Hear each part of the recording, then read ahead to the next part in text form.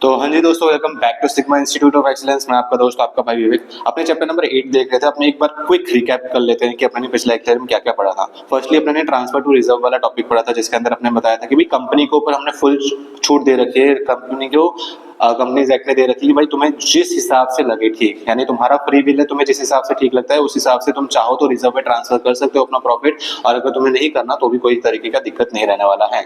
और अगर तुम्हारे पास प्रॉफिट नहीं है, दूसरा टॉपिक अपने देखा था कि अगर तुम्हारे पास प्रॉफिट नहीं है या फिर प्रॉफिट है तो बहुत कम है, स्टिल तुम डिक्लेरेशन करना चाहते हो डिविडेंड में, तो क्या कर सकते हो। तो उसके लिए कुछ 4 स्टेप्स है, वो देख सकते हैं। लेकिन वो प्रॉफिट काउंट करने के लिए भी अपने अनरियलाइज्ड गेन नहीं काउंट कर सकते, नॉशनल गेन काउंट नहीं कर सकते। और अगर तुम्हारा रिवैल्यूएशन ऑफ असेट करके कोई प्रॉफिट मिला है तो अपने उसको भी काउंट नहीं कर सकते हैं। फर्स्ट कंडीशन ये है कि भाई अपने जिस भी फाइनेंशियल ईयर में खड़े हैं उसके इमीडिएटली प्रीसीडिंग 3 फाइनेंशियल ईयर को लेकर के उसमें जो भी रेट को अपने ने दिया है डिविडेंड को, वो सारे रेट को अपने को क्या करना रहेगा, अपने को उसको एवरेज करना रहेगा। फिर वो जो एवरेज आएगा, जो भी रेट आएगा, उतने तक का डिविडेंड अपने दे सकते हैं, उससे ज्यादा का डिविडेंड नहीं दे सकते हैं। और अगर आपने पिछले 3 साल में एक बार भी आपने जो है डिविडेंड नहीं दिया है तो आपको ये रूल अप्लाई नहीं होगा, ये प्रोविजन अप्लाई, ये कंडीशन अप्लाई नहीं होगा एक्चुअली। देन कंडीशन 2 के अंदर क्या बोला गया कि भाई आप जो भी अमाउंट विड्रॉ करने वाले हो एक्यूमुलेटेड प्रॉफिट से, that should be less than और equal to 10% of the share capital plus free reserve. Then condition 3 क्या है कि भाई आपने पैसे तो निकाल लिए, लेकिन उसका पहला काम जो होने वाला है that should be used for setting of the losses that has been occurred during the financial year. ये वाली चीज अपना फर्स्ट क्राइटेरिया रहने वाला है। उसके बाद ही अपने जो है डिविडेंड के लिए दे सकते हैं। फिर कंडीशन 4 भी अपने को सेटिस्फाई करना पड़ेगा। वो क्या कह रहा है कि भाई आप फ्री रिजर्व में से विड्रॉ करने वाले हो पैसे, लेकिन वो फ्री रिजर्व में से जब भी आप विड्रॉ करोगे तो free reserve 15% of the paid up share capital से ज्यादा होना चाहिए, यानी उससे लेस नहीं होगा। अगर लेस हुआ तो फिर ये कंडीशन सेटिस्फाई नहीं होगी, और अगर कंडीशन सेटिस्फाई नहीं होगी तो आपको वापस कंसीडर करना पड़ सकता है। ये वाली चीज अपने देखी थी, यहाँ पे उसका एक एग्जांपल था, ये वाली चीज भी थी।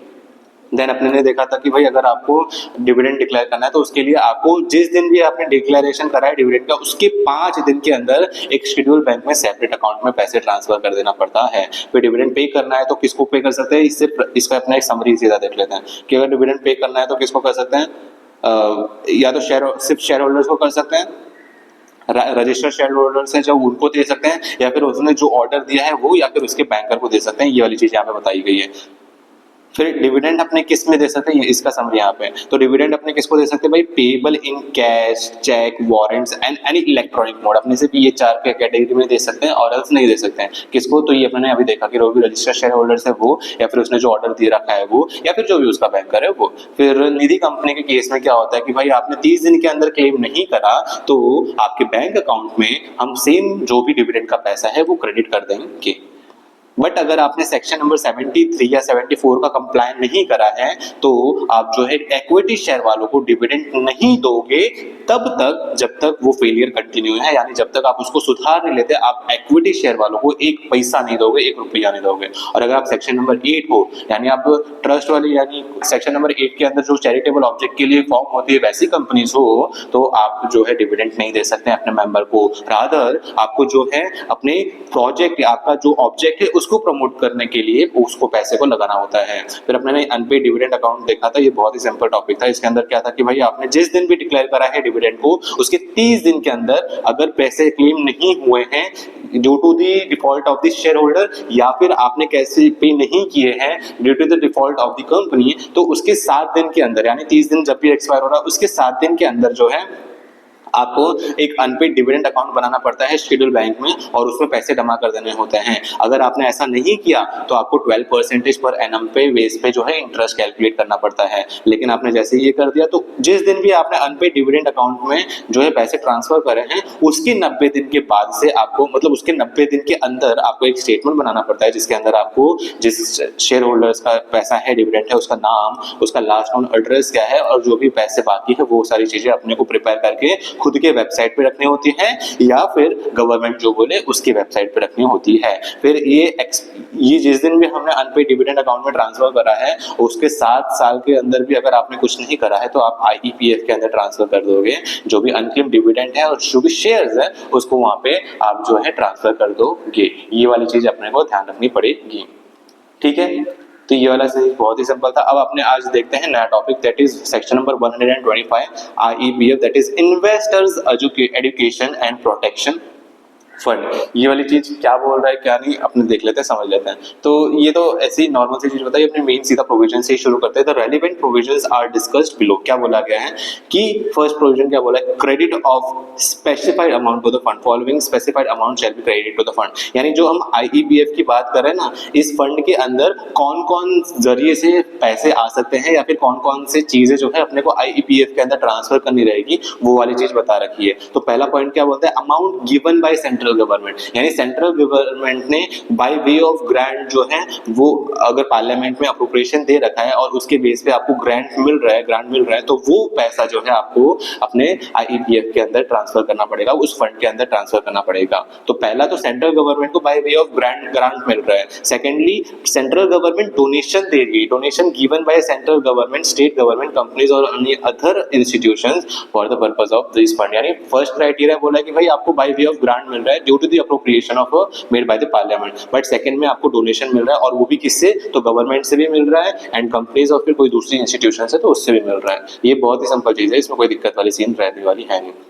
Then the amount lying in the unpaid dividend account of companies which is transferred by them to the fund under the section 124 subsection 5। ये अपने ने अभी जस्ट देखा ऊपर कि आप जो है अनपेड डिविडेंड अकाउंट को 7 साल, वो वाला क्राइटेरिया नहीं देखा था कि 7 साल तक आपने क्लेम नहीं किया तो हम आईपीएफ के अंदर ट्रांसफर कर देंगे। तो ये वही चीज बोल रहा है कि भाई अनपेड डिविडेंड अकाउंट का भी जो पैसा है ना वो यहाँ पे आ जाएगा अगर किसी ने 7 years तक अपने क्लेम नहीं करा है।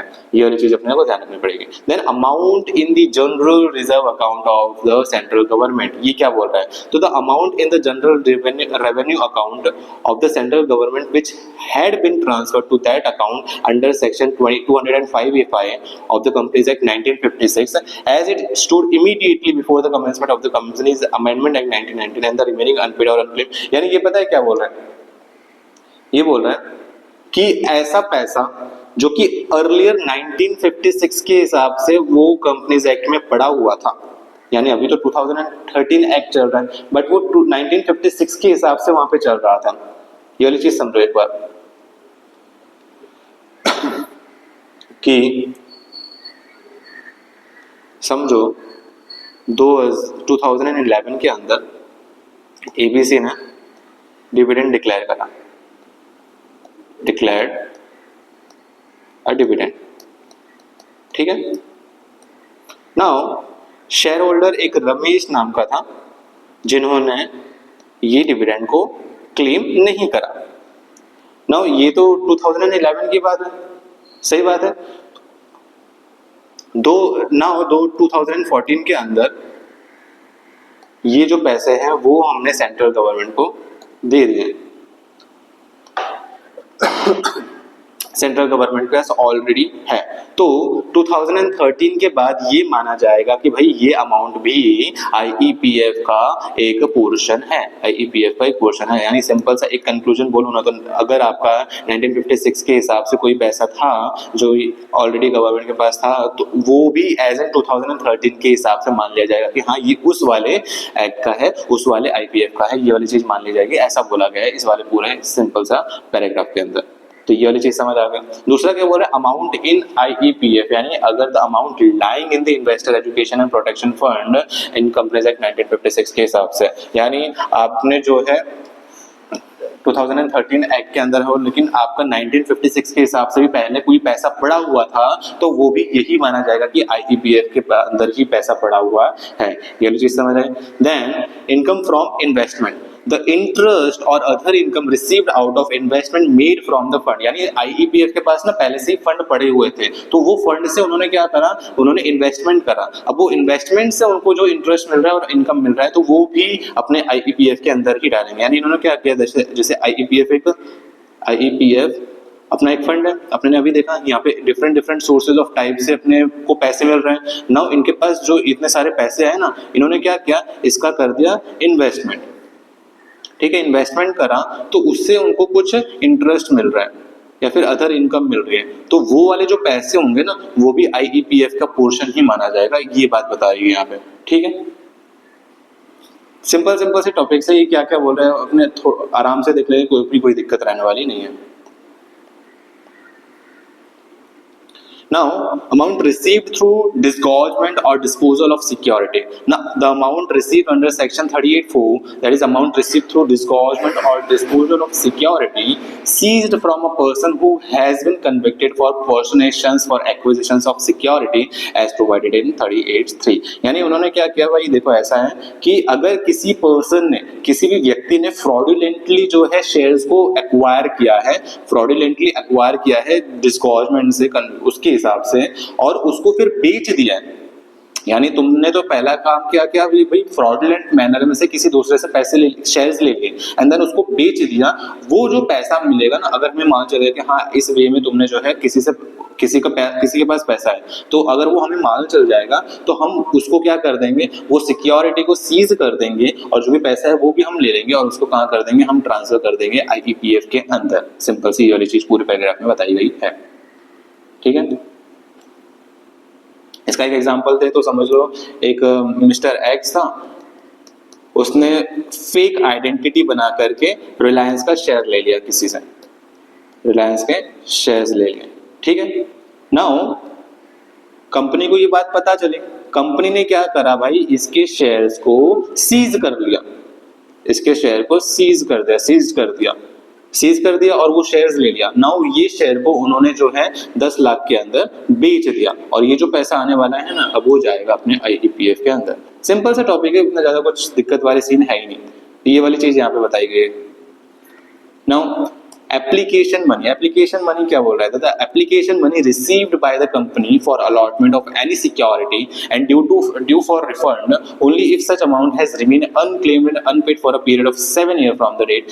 इसमें सिंपल सा है, देखो जैसे हम आज के टाइम पे लोग IPO करते हैं, अगर IPO के लिए हमने पैसे दिए हैं और हमारा अलॉटमेंट जो है वो नहीं हुआ है, तो हमें पैसे रिफंड कर देना, और हम रिफंड कर रहे हैं बट अभी तक कोई लिया ही नहीं उसने, तो वो इस दिन हमने अलॉटमेंट का पैसा रिफंड कर रहा है बट वो 7 इयर्स तक किसी ने क्लेम कर रहा ही नहीं है, तो वही सेम चीज जैसे अपने UDA के अंदर देखा था ना कि हमने पैसे देने के लिए रेडी है, अब वो कोई क्लेम ही नहीं कर रहा for a period of 7 years. Similarly ये अलॉटमेंट के एप्लीकेशन मनी के अंदर भी यही हो रहा है, तो अगर आपने 7 इयर्स तक नहीं क्लेम करा तो आपको वो वाला पैसे जो है IEPF के अंदर ट्रांसफर कर देना रहेगा, वो सारी चीजें जो है IPF के अंदर चली जाएगी, ठीक है। यही सेम चीज अपना मैच्योर डिपॉजिट है, जैसे एप्लीकेशन मनी के अंदर तो क्या है कि हमने पैसे दिए थे, वो वाली चीज है, IPO वाला चीज है। मैच्योर डिपॉजिट क्या होता है कि भाई कंपनी के अंदर हमने मैच्योर जो भी डिपॉजिट कोई दे रखी है वो मैच्योर हो गई है बट स्टिल हमने वो 7 इयर्स तक क्लेम नहीं किया है, तो वो वाली चीज के अंदर भी वो वाली चीज भी जो है वो अपने IPF के अंदर चली जाएगी। सिमिलरली डिबेंचर का भी यही केस होने वाला है कि भाई कंपनीज का हमने कोई डिबेंचर ले रखा था, वो मैच्योर हो गया है, स्टिल हमने 7 इयर्स तक, जिस दिन भी उसको मैच्योर हुआ है या फिर जिस दिन भी वो चीज हुई है उसके बाद के 7 इयर्स तक हमने उसको क्लेम नहीं किया, तो भी आपको क्या होगा, ये वाले सारे पैसे IPF के अंदर ट्रांसफर कर देने रहेंगे। Now interest accrue on the amount referred to clauses H2J, यानी H2J यानी ये वाला HI2J यानी एप्लीकेशन मनी है, अब वो 7 साल तक क्लेम नहीं हुई है तो वो बैंक के अंदर पड़ी होगी, तो 7 साल का जो भी इंटरेस्ट का कंपोनेंट है वो वाला, जैसे मैच्योर डिपॉजिट है वो भी 7 इयर्स तक क्लेम नहीं हुआ तो वो भी बैंक के अंदर ही रहने वाला, तो उसके ऊपर भी इंटरेस्ट अक्रू हुआ है। सिमिलरली मैच्योर डिपॉजिट के साथ भी ऐसा हुआ होगा, तो उसके ऊपर का जो भी इंटरेस्ट का कंपोनेंट है ना, वो इंटरेस्ट का कंपोनेंट भी IEPF के अंदर ट्रांसफर किया जाएगा। ये वाली चीज यहाँ पे के पॉइंट के अंदर बताई गई है। Now amount received from a sale proceed, amount received from a sale proceed of a fractional shares arising out of an issue of a bonus share, merger and amalgamation for 7 or more year। यानी इसके अंदर पता है क्या बोला गया है कि समझ लो एक मर्जर होने वाला ना, कोई कंपनीज का मर्जर होने वाला था, उस मर्जर के अंदर एक शेयर होल्डर था जिसका नाम था राजू एक शेयर होल्डर था जो एंटाइटल्ड था इस मर्जर के अंदर कि उसको जो एंटाइटल था कि इसको जो है ना 10.5 शेयर मिलेंगे। हाँ पॉइंट में आया क्योंकि वो कैलकुलेशंस किया होगा, इस वजह से इसका जो है ऐसा हुआ, तो इसको 10.5 शेयर्स मिलने वाले थे। तो ये अब फ्रैक्शनल शेयर हो गया, तो फ्रैक्शनल शेयर को ये ऐसे फिजिकली तो दे नहीं सकते, अब 10 शेयर है तो वो तो चलो दे देंगे, लेकिन ये फ्रैक्शनल शेयर है तो इसको कैसे करेंगे, तो फ्रैक्शनल शेयर के लिए कुछ करना होता है, तो ये लोग क्या करते हैं हमेशा फ्रैक्शनल शेयर्स का जो भी प्राइस होता है ना वो दे देते हैं। तो समझो कि ये 0.5 का जो शेयर है ना, ये 0.5 का जो शेयर है इसकी वैल्यू ₹500 है, 500 रुपीज है, तो ये 500 रुपए हम उसे दे देंगे, लेकिन ये 500 रुपए भी भाई जिस दिन भी वो क्लेमेबल था ना उसके 7 ईयर्स तक उन्होंने जो क्लेम नहीं किया है, तो ये वाला पैसा भी हम जो है IEPF के अंदर ट्रांसफर कर देंगे। यानी यहाँ पे 7 ईयर्स तो एक मेन है कि हाँ ये वाला क्राइटेरिया कि अगर 7 साल हमें मौका मिला जाता है कि हम जो है क्लेम कर ले, लेकिन 7 ईयर्स तक भी किसी ने नहीं क्लेम किया तो ऑब्वियसली बात है वो तो IPF के अंदर ट्रांसफर हो जाएगा। तो ये तो जस्ट एग्जाम्पल है, जैसे मर्जर का एग्जाम्पल, तो ऐसे ही बोनस के अंदर भी हो सकता है या फिर अमालगमेशन हो रहा है तो वो वाली सारी चीज के अंदर भी हो सकता है। Then redemption amount of preference shares remaining unpaid or unclaimed for 7 years or more, यानी वही चीज है कि अगर कोई चीज समझ लो प्रेफरेंस शेयर्स है उनका रिडम्पशन हो रहा है, जैसे अपने ने वो डिबेंचर वाला देखा ना, तो वैसे ही सेम चीज यही है कि अगर वो प्रेफरेंस शेयर्स वाले हैं उनका रिडम्पशन हो रहा है तो वो भी अगर 7 ईयर्स या फिर उससे ज्यादा का किसी ने क्लेम नहीं किया तो वो वाली चीज भी अपने जो है IEPF के अंदर ट्रांसफर कर देंगे। सिंपल एकदम, ठीक है ना। अपने देखते हैं अदर अमाउंट्स यानी हम और दूसरे कौन कौन से अमाउंट आ सकते हैं। Such other amount as may be prescribe in the rule 3 of the investor education and protection authority. कौन कौन से, they are as under all amount payable as mention clause A to N of the section, यानी ये ऊपर वाली ही बात कर रहा है हमने, A to N जो भी पढ़ा है ना, A से ऊपर N तक, तो वो सारे पैसे तो इसके अंदर आने ही वाले। ये तो जस्ट वापस रिकैप दिया, जो भी हमने ऊपर पढ़ा तो वो तो आने ही वाले हैं IPF के अंदर। उसके अलावा और कौन कौन से आने वाले हैं वो वाली चीज बताओ हमें। तो उसके अंदर आएंगे all shares in accordance with section 124 subsection 6, that is all those shares in whose case dividend has not been claimed or paid for 7। ये भी अपने ने देख लिया कि भाई अगर अनपेड डिविडेंड अकाउंट वाले जो भी सीन अपने ने 124 सेक्शन पढ़ाई है तो उसके अंदर वाला क्राइटेरिया बोल रहा है कि भाई अगर उसने अगर 7 ईयर से ज्यादा किसी ने जो है क्लेम नहीं किया है वो डिविडेंड को, तो वो वाले पैसे भी जो है चले जाएंगे कहाँ पे, IEPF के अंदर। तो ये वाली चीज भी वापस रिपीट हो रही है, ठीक है। Then all the resultant benefit arising out of a shares held by the authority under the clause B above। ये वाली चीज क्या बोल रहा है कि भाई समझो कि IEPF के पास ना,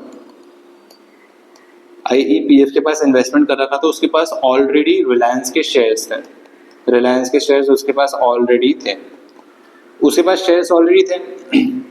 तो अब क्या हुआ कि इस शेयर के ऊपर कोई समझो कोई बोनस मिल रहा हो, रिजल्टेंट बेनिफिट यानी समझ लो कोई बोनस मिल रहा हो या फिर कोई राइट शेयर मिल रहा हो या फिर इसके ऊपर कोई डिविडेंड मिल रहा हो, तो भाई अब ये इसकी होल्डिंग तो IEPF के पास ही है, तो इसके ऊपर जो भी बोनस मिलने वाले हैं या फिर जो भी डिविडेंड मिलने वाले हैं या फिर जो भी कोई अगर समझ लो राइट शेयर्स मिलने वाले हैं, तो वो सारी चीजें भी किसके पास जाएगी, तो वो सारी बेनिफिट भी अपने IPF के पास ही जाएगी। ये वाली चीज यहाँ पे बताई गई है। जो भी रिजल्टेंट बेनिफिट है जो अराइज हो रही है, जो भी शेयर्स उन्होंने होल्ड कर रखे हैं वो वाली चीज के बारे में, ठीक है।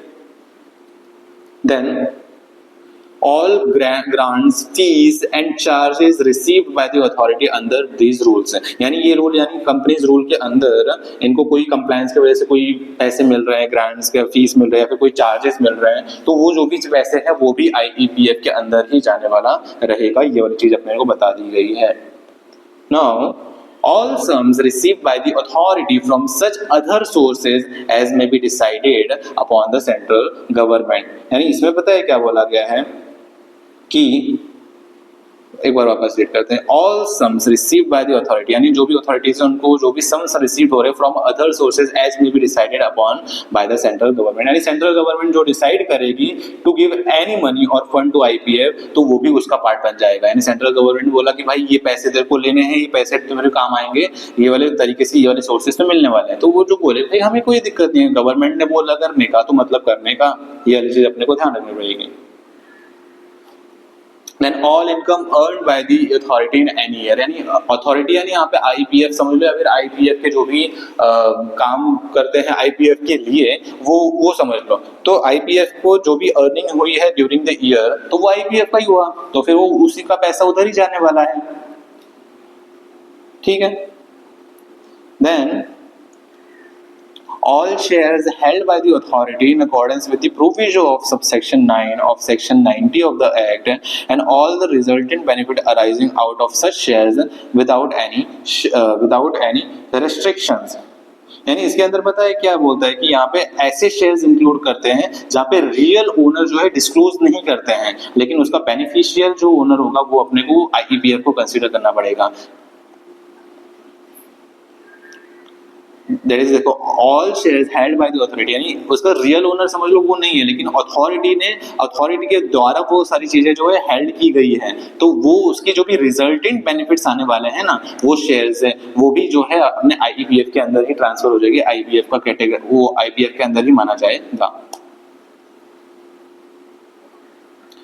All amount payable as mentioned in subsection 3 of the section 10B of the Banking Companies Act या फिर section 10 of the banking companies act 1980 subsection 9 of the, यानी ये सारे this includes unpaid of unclaimed amount from the bank और nationalised bank, यानी जो भी unclaimed amount है जो बैंक से मिलने वाले थे या फिर कोई नेशनलाइज्ड बैंक से मिलने वाले थे, यहाँ पे बस वो सारे सेक्शंस बता रखे जो कि बैंक्स के अंदर वाले हैं, उससे कोई पैसे मिलने वाले थे, वो वाली सारी चीजें भी जो है अपने आईपीएफ के अंदर जाने वाली रहेगी।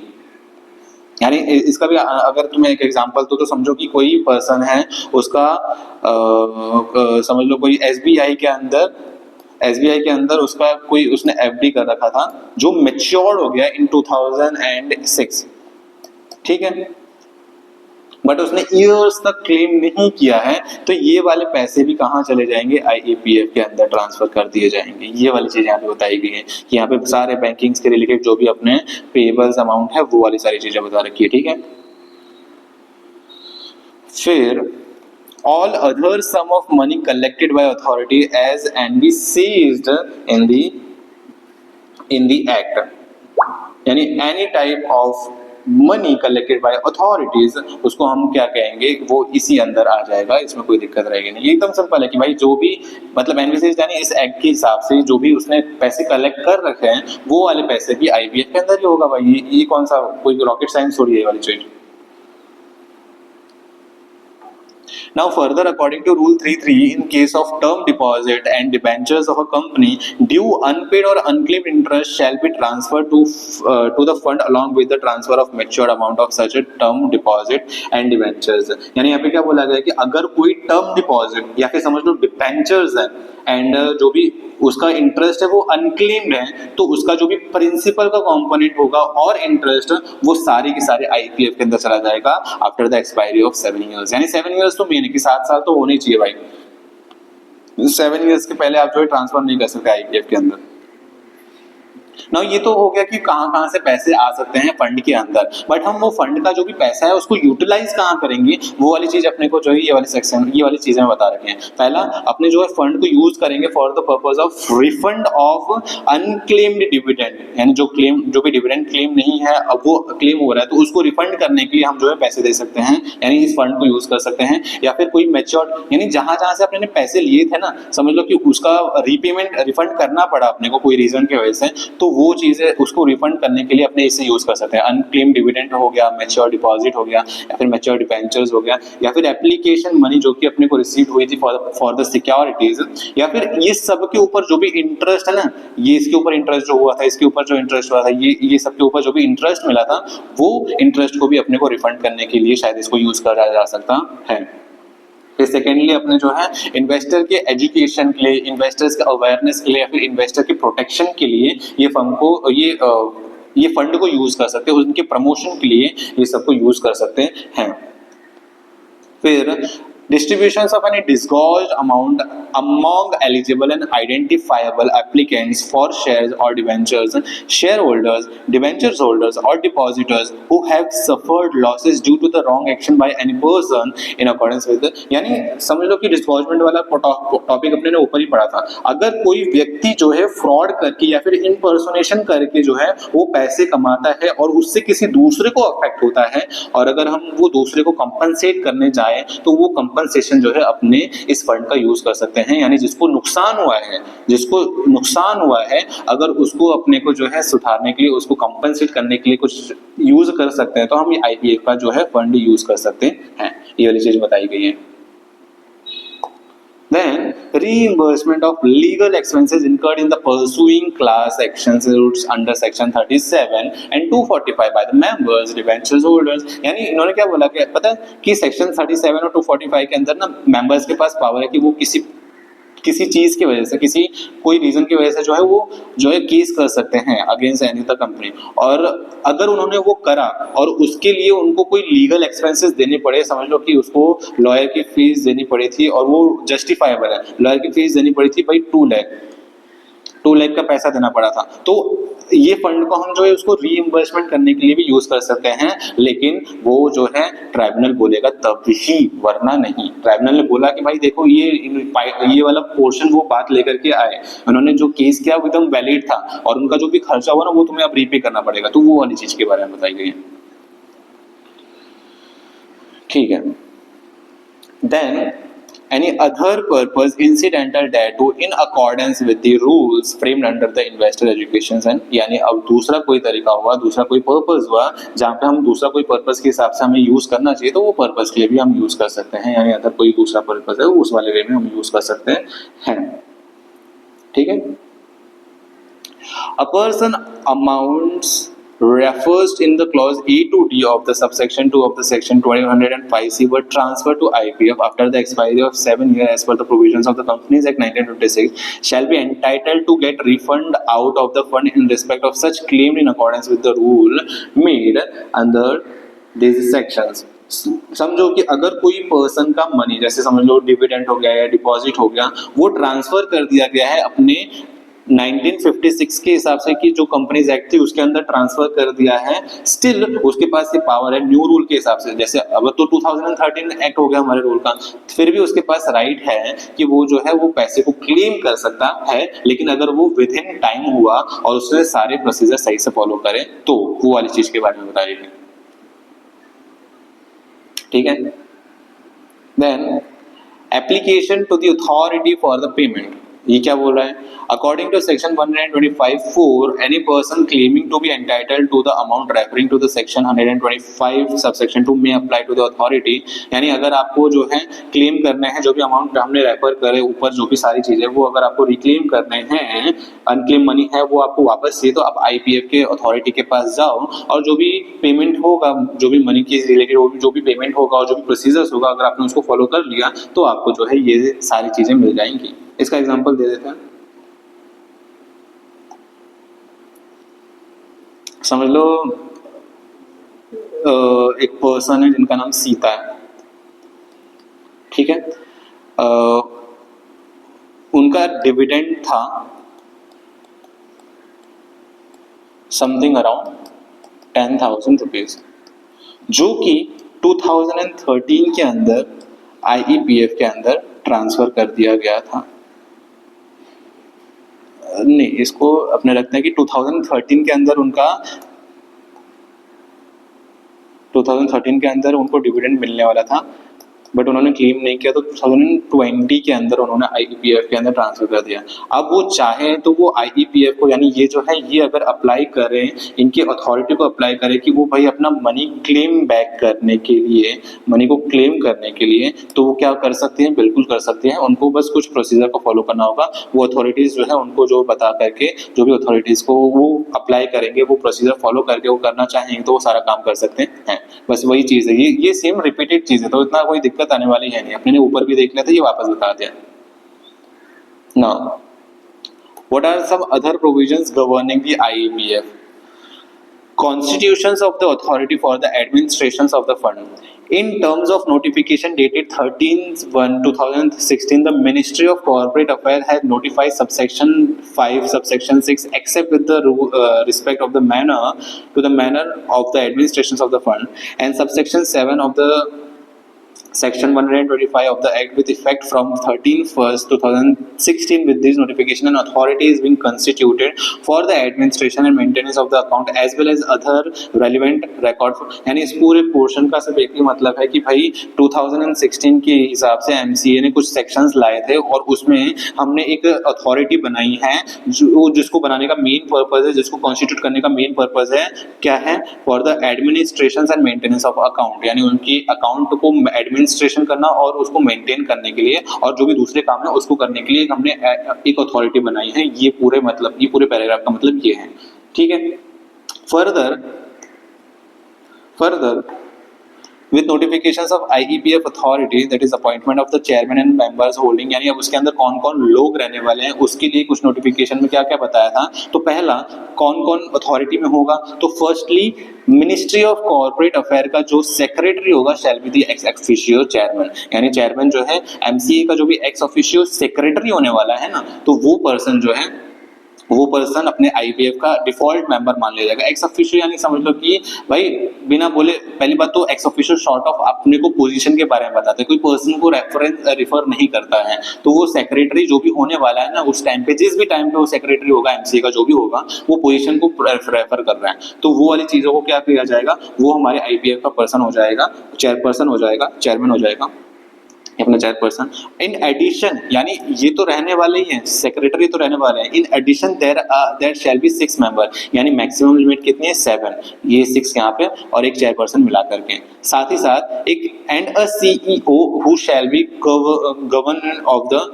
कन्वेनर ऑफ द अथॉरिटी, यानी मैक्सिमम 7 मेंबर्स होंगे जिसके अंदर एक तो अपने सेक्रेटरी साहब होंगे जो कि चेयरपर्सन होंगे और बाकी 6 अदर मेंबर होने वाले हैं। साथ ही साथ में एक CEO भी होने वाले हैं जो डे टू डे ऑपरेशंस को हैंडल करने वाले रहेंगे। यानी टोटल कितने हुए, एक तो अपना चेयरमैन रहने वाले हैं, मतलब चेयरपर्सन रहने वाले हैं, फिर 6 अदर मेंबर रहने वाले हैं एंड एक अपने जो है कौन रहने वाले हैं, CEO होने वाले हैं जो कि डे टू डे ऑपरेशंस को हैंडल करेंगे। वो वाली सारी चीजें यहाँ पे बताई गई है, ठीक है। Provisions of required resources by the central government for the administration of the fund, यानी अब ये फंड को एडमिनिस्ट्रेशन इसकी चीज के लिए हमें कुछ रिसोर्सेज की रिक्वायर होगी, वो वाली सारी चीजें क्या बताई गई है। The central government may provide to the authority such officers, employees and other resources in accordance with the IEPF authorities, यानी सेंट्रल गवर्नमेंट जो है वो अथॉरिटीज को ऑफिस प्रोवाइड करेगी, जो भी नेसेसरीज है ऑफिसर्स प्रोवाइड करेगी, एम्प्लॉइज प्रोवाइड करेगी, या फिर दूसरे रिसोर्सेज जो भी IEPF के अकॉर्डिंग्स में होना चाहिए, यानी उन्होंने जो बोला हो उस हिसाब से, यानी जो भी उनको काम करने के लिए सारी सुविधाएं चाहिए ना वो सेंट्रल गवर्नमेंट को देनी पड़ेगी। सिंपल है एकदम। Authority to work in consultant with the CAG of India. The authority shall administer the fund and maintain separate account and other relevant record in relation to the fund in such form as may be prescribed after consultant with the Comptroller and Auditor General of India. यानी इसके अंदर simple सा ये बोला गया है कि IEPF को जो है वो CAG को कंसल्ट करना होगा, कंसल्ट करके ही सारा काम करना होगा। क्या काम करने के लिए, तो अपने फंड को एडमिनिस्टर करने के लिए, एंड वो जो अकाउंट को मेंटेन करना है वो हम CAG को पूछ कर ही सारा काम करेंगे। CAG से पूछ करके, CAG से कंसल्ट करके जो वो कहते हैं हमें उस हिसाब से हमारे फंड को एडमिनिस्टर करना है और हमारे सेपरेट अकाउंट को मेंटेन करना रहेगा, ठीक है।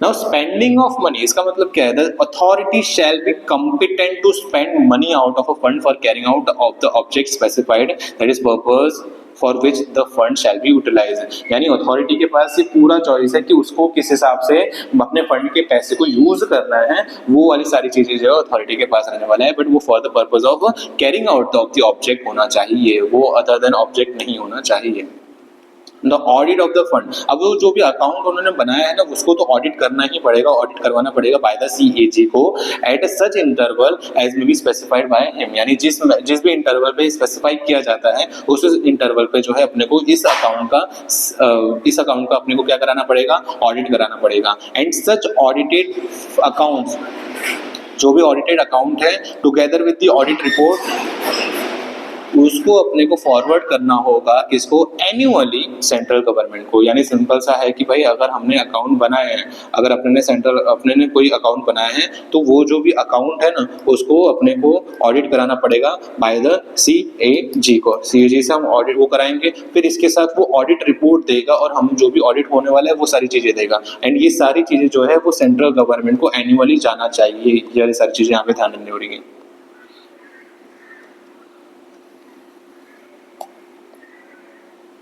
Then preparations of annual report by the authority. For each financial year, the authority shall prepare in the prescribed form and at prescribed time its annual report giving full account of its activity during the financial year and forward a copy thereof to the central government. In turn, the central government shall cause the annual report and the audit report given by the CAG of the to be laid before the each house of the parliament। यानी इसके अंदर पता है क्या बोला गया है कि हर साल एवरी ईयर जो IEPF की अथॉरिटीज हैं उन्हें एक एनुअल रिपोर्ट प्रिपेयर करना रहेगा, उन्हें एक एनुअल रिपोर्ट प्रिपेयर करना रहेगा। मतलब ऐसा है कि IEPF जो है, IEPF क्या करेगी, एनुअल रिपोर्ट प्रिपेयर करेगी, एनुअल रिपोर्ट प्रिपेयर करेगी जिसके अंदर वो सारी एक्टिविटीज के बारे में बताएगी, जो भी एक्टिविटीज है उनके बारे में बताएगी। फिर उन्होंने जो भी फंड का यूटिलाइजेशन करा है वो चीजें भी बताएगी, जो भी फंड का यूटिलाइजेशन कर रखा है वो वाली सारी चीजें भी बताएगी भाई। फिर उन्होंने जो भी परफॉर्मेंस कर रखे हैं वो सारी चीजों के बारे में बताएगी। एंड ये सारी रिपोर्ट जो है अपने सेंट्रल गवर्नमेंट के पास जाएगा, सेंट्रल गवर्नमेंट इसको कंसीडर करेगा। साथ ही साथ जो भी अपने ऊपर देखा ना कि अपनी जो है ये ऑडिट रिपोर्ट दिया जाएगा सेंट्रल गवर्नमेंट को, वो ऑडिट रिपोर्ट भी देखा जाएगा और वो दोनों को साथ में मिला करके जो भी है वो एनुअल रिपोर्ट और वो सब ऑडिट रिपोर्ट को मिला करके हम each house of the parliament के सामने उसको ले डाउन कर देंगे, उसको प्रिपेयर कर देंगे, वहां पे रख देंगे। एकदम सिंपल चीज है, कोई दिक्कत नहीं आनी चाहिए, ठीक है। नाउ फिर अपना आता है section number 126, right of dividend, right shares and bonus shares to be held in abeyance pending registrations of the transfer of the share। यानी देखो ये है छोटा सा, एक पहले ही बता देता हूँ क्या होता है कि समझ लो कि मिस्टर ए है, उसके पास वो शेयर होल्डर्स है ABC लिमिटेड का, समझ लो टाटा कंपनी का जो है वो शेयर होल्डर है, इसके पास शेयर्स हैं, ये शेयर होल्डर है, ठीक है। नाउ ये वाले सेक्शन लाने का मतलब क्या था, नाउ उसने सोचा कि मिस्टर बी को मैं जो है ये शेयर्स ट्रांसफर कर देता हूँ और उसको रजिस्टर्ड शेयर होल्डर मान लेता हूँ, ऐसा बोल रहा है। तो ये जो है शेयर होल्डर्स, ये मिस्टर ए जो है वो मिस्टर बी को ट्रांसफर करने की सारी प्रोसेस को शुरू कर देता है और उसी के बीच में जो है टाटा ने डिविडेंड डिक्लेयर कर दिया, बोनस डिक्लेयर कर दिया। नाउ यहाँ पे ये डाउट आता है कि भाई अब मिस्टर ए को ये सारी चीजें दे या मिस्टर बी को ये सारी चीजें दे, क्योंकि इन्होंने जस्ट प्रोसेस शुरू किया है, अभी तक प्रोसेस जो है कंपनी ने रिकॉर्ड कर रहा ही नहीं। तो अब कहीं ना कहीं एक शेयर के लिए दो नाम आ रहे हैं, थोड़े बहुत अगर एक टेक्निकली भाषा में देखा जाए तो ऐसी चीजें आ रही है। तो इस वे में अब क्या करें, तो वो पर्पज जो है ये अपना 126 फॉलो करता है। ये 126 में इसका पूरा अपने को सोल्यूशन देता है। देखो, according to section 126, in case any instrument of transfer of shares has been delivered by the share holder, यानी मिस्टर ए ने जो है शेयर ट्रांसफर करने के लिए एक फॉर्म आता है, अपने आगे देखेंगे SS4 बोलते हैं जिसको, वो फॉर्म जो है ट्रांसफर करा है, but and the transfer of such share has not been registered by the company, लेकिन अभी तक कंपनी ने उस चीज को रजिस्टर नहीं किया है, कंपनी ने अभी तक उस चीज को नहीं किया। तो फिर क्या, तो कंपनी को फॉलोइंग स्टेप्स लेने पड़ेंगे। और उसी के बीच में समझ लो कि उसने डिविडेंड डिक्लेयर कर दिया, तो क्या, तो भाई वो डिविडेंड अब हम किसी को नहीं देंगे, अपने जो है अनपेड डिविडेंड अकाउंट को दे देंगे। लेकिन क्या, लेकिन unless it is authorized by the registered holder of such share in writing to pay such dividend to the transferee specified in the amount instrument of the transfer। यानी यहाँ पे पता है क्या हुआ भाई, यहाँ पे डिविडेंड जो है ना, डिविडेंड तो हम किसी को नहीं दे रहे थे, डिविडेंड के लिए हमने क्या बोला,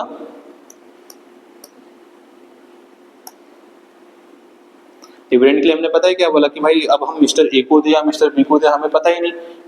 तो अभी क्योंकि अभी भी रजिस्टर्ड शेयर होल्डर्स तो कहीं ना कहीं अपना मिस्टर ए है, तो इसने पता है क्या बोला, मिस्टर ए ने राइटिंग में कंपनी को दिया, मिस्टर ए ने राइटिंग में कंपनी को बोला कि भाई ऐसा है, एक काम करो, ये जो डिविडेंड वाला पोर्शन है ना वो मिस्टर बी को दे दो, मेरे को कोई आपत्ति नहीं है, मिस्टर बी को दे दो। उसने राइटिंग में दे दिया, वो रजिस्टर होल्डर ने ना राइटिंग में बोल दिया कि भाई ये डिविडेंड जो है वो ट्रांसफरी को दे दो, जो भी मेंशन किया गया वो वाली सारी चीजें, तो हम वो दे देंगे, हमें कोई दिक्कत नहीं रहेगा। वरना अगर उसने राइटिंग में नहीं दिया तो वो सारी चीजें जो है हम जो है अनपेड डिविडेंड अकाउंट में ट्रांसफर कर देंगे। पहली बात ये।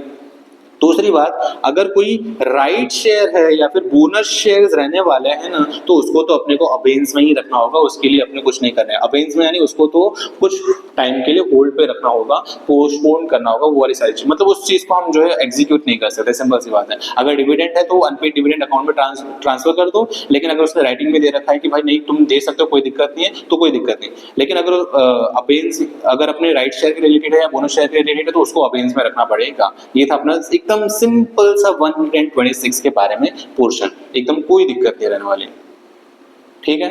नाउ इस चैप्टर का last portion, punishment for the failure to distribute dividend within 30 days, section number 127 क्या बोलता है, 127 अपने पनिशमेंट के बारे में बोलता है कि अगर आपने 30 दिन के अंदर डिविडेंड डिस्ट्रीब्यूट नहीं किया तो क्या, यानी यहाँ पे कंपनी की गलती हो रही है, इसके ऊपर वाले ने जो अपने देखा ना जिसके अंदर अपने अनपेड डिविडेंड अकाउंट में ट्रांसफर कर दिया, वहाँ पे शॉर्ट ऑफ देखा जाए तो कंपनी की गलती नहीं थी, लेकिन यहाँ पे प्रॉपरली कंपनी की दिक्कत है। Where a company declares dividend, it must be paid or the dividend warrant thereof must be posted within 30 days। 30 दिन के अंदर होना है from the date of the declaration, ठीक है। किसको, शेयर होल्डर्स को, जो भी एंटाइटल है। Posting of dividend warrant within 30 days absolve the companies from any punishment irrespective of whether it is received by the shareholders concerned within this time।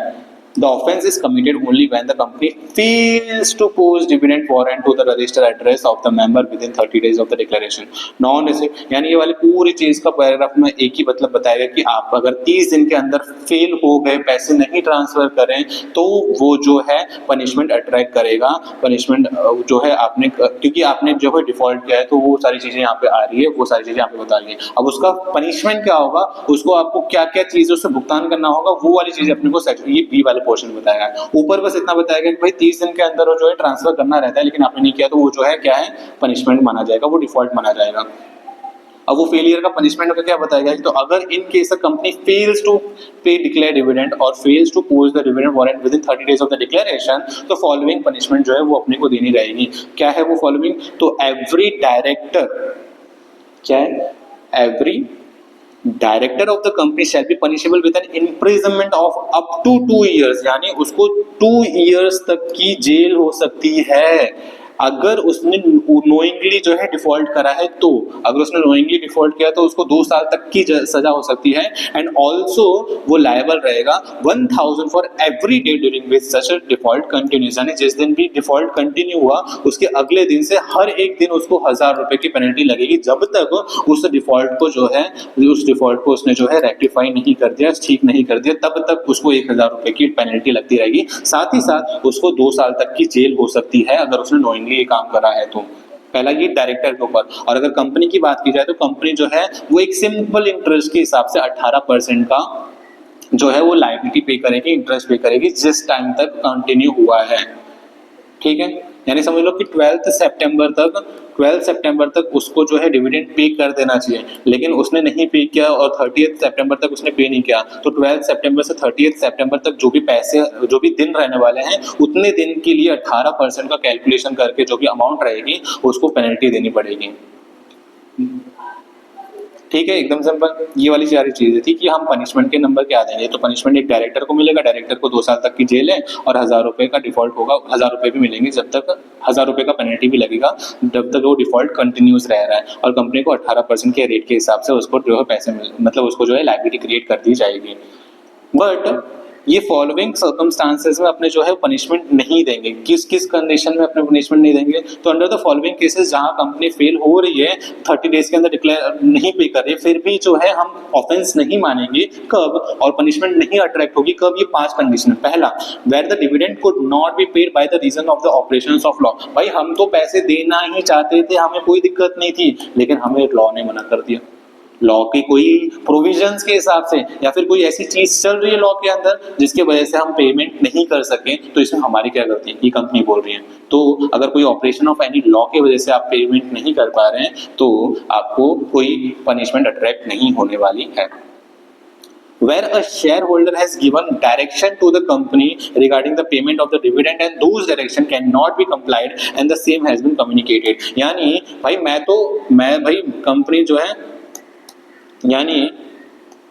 Company जो है मैं तो तुम्हें शेयर होल्डर्स को पैसे देने ही वाला था, लेकिन तुमने डायरेक्शन दिया कि भाई तुम एक काम करो, ये एबी बैंकर को दे दो, बट मैं तो इसको देने ही जा रहा था, बट वो कंप्लाई नहीं हो पाया, वो मैं दे ही नहीं पाया। एंड ये बात भी मैंने तुम्हें बताई कि भाई देखो ऐसा है, तुमने एबी को देने को कहा था लेकिन मैं एबी को नहीं दे पाया, और ये चीज मैंने तुम्हें बता दी है, तो मेरे को कोई पनिशमेंट अप्लाई नहीं होगी। उस टाइम पे मैं एकदम फ्री रहने वाला हूँ। यानी तुमने जो डायरेक्शन दिया मैंने वो ट्राई करने का पूरी कोशिश की, लेकिन वो नहीं हो पाई, तो वो सारी चीजें और मैंने कम्युनिकेट भी कर दी, तो मेरे को कोई दिक्कत रहने वाली नहीं है, मैं एकदम फ्री हूँ अपने हिसाब से।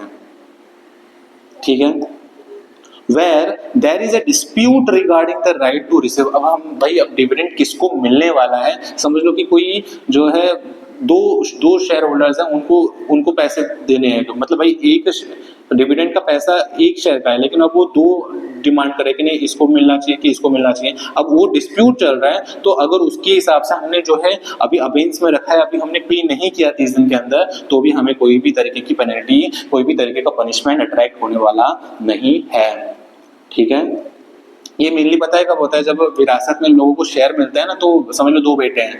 अब 2 बेटे हैं तो भाई अब वो बोले कि नहीं पैसे मेरे को मिलना चाहिए, दूसरा बोल रहा है कि नहीं पैसे मेरे को मिलना चाहिए, तो वहां पे डिस्प्यूट है। तो डिस्प्यूट है तो इसमें कंपनी की गलती नहीं है, तो जब तक अब उसका सोल्यूशन नहीं निकलेगा ना, तब तक ऑब्वियसली बात है हम पेमेंट नहीं कर सकते। ये वाली चीज अपने को ध्यान है। Where the dividend has been lawfully adjusted by the company against any sum due to, यानी इसमें पता है क्या बोला? ये बहुत इंपॉर्टेंट, बहुत अच्छी चीज है, इसका भी केस स्टडी आता है। इस वाले पॉइंट के अंदर क्या बोला गया है कि भाई मिस्टर ए है, मिस्टर ए को जो है कंपनी को 5000 रुपए देने हैं, कोई भी तरीके से लायबल है। समझ लो कि उसने एप्लीकेशन के बाद अलॉटमेंट को कोई पैसा नहीं दिया हो या फिर फर्स्ट कॉल का पैसा नहीं दिया, समझ लो 5000 उसे देने हैं, और कंपनी के पास कंपनी को इसको डिविडेंड देने हैं 3000 रुपए, कंपनी को इसको 3000 डिविडेंड देने हैं। तो कंपनी क्या सोचती है? भाई मैं ये 3000 ना दे करके इसमें सेट ऑफ कर लेता हूँ, बाकी मेरे को जो है इससे सिर्फ 2000 रुपए ही लेने रह जाएंगे। ये वाली चीज उसने एडजस्ट कर दिया, लॉफुली एडजस्ट कर दिया। ये कोई भी तरीके का उसने क्राइम नहीं किया है, उसने जो है लॉफुली एडजस्ट कर दिया है। Any sum due it from the share holder, तो वो चीजें भी कर सकता है, डिविडेंड नहीं पे किया उसने। ये वाली सारी चीजें बता रखा है, ये वाली सारी चीज कर दी तो भी कोई दिक्कत रहने वाली नहीं है। या फिर where for any other reason the failure to payment of the dividend of the और to post the warrant within the prescribe period of the 30 was not due to any, या फिर ऐसा कोई भी रीजन हुआ जहां पे company की गलती नहीं थी। भाई मेरी कोई गलती नहीं थी, मैं तो डिविडेंड पे करना चाहता था लेकिन नहीं हुआ, मेरी कोई गलती नहीं, तो भी मेरे को पनिशमेंट नहीं मिलेगी, सीधी सी बात है। ठीक है। अगर कोई ऑपरेशन ऑफ लॉ की वजह से हो रहा है तो फिर कोई दिक्कत नहीं है। तुमने डायरेक्शन दिया लेकिन मैं उसको कंप्लाई नहीं किया और मैंने वो सारी चीज का कंप्लाई नहीं किया और उसको कम्युनिकेट भी कर दिया, तो भी मेरी कोई गलती नहीं। अगर कोई डिस्प्यूट हो रहा है तो भी मेरी कोई गलती नहीं है, मैंने लॉफुली एडजस्ट कर दिया तो भी मेरी कोई गलती नहीं। या फिर ऐसा कोई रीजन जहाँ पे मेरी तो कोई गलती है ही नहीं, तो फिर मेरी कोई गलती नहीं। ये वाली चीज समझ आ गई। तो यहाँ पे अपना ये चैप्टर नंबर 8 ये एग्जाम्पल है, आप लास्ट में देखना ना, एकदम सिंपल सा, कोई दिक्कत नहीं आने वाली। ठीक है।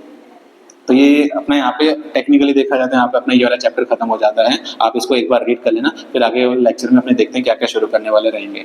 ठीक है। तो आज के लिए बस इतना ही। Thank you so much, bye bye.